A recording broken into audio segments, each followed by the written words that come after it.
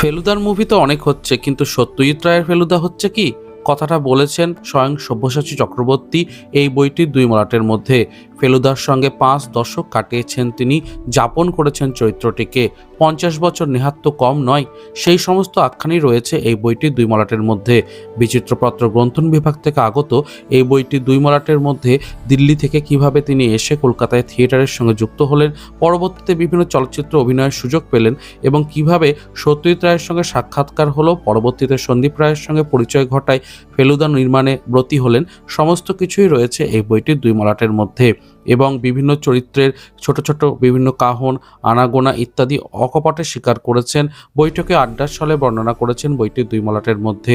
আমার বইটা পড়ে কিন্তু খুব ভালো লেগেছে এবং তোমরা বিচিত্রপত্র গ্রন্থন বিভাগ থেকে এই বইটাকে মাত্র ৩২৫ টাকার বিনিময়ে পেয়ে যাবে। অবশ্যই তার উপরে ছাড় থাকবে।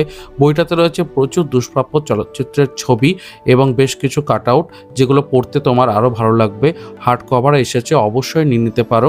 আর এই চ্যানেলটা হারিয়ে যাওয়ার আগে তোমরা অবশ্যই সাবস্ক্রাইব করে দিও এরকম কন্টেন্ট আরও পেতে চাইলে।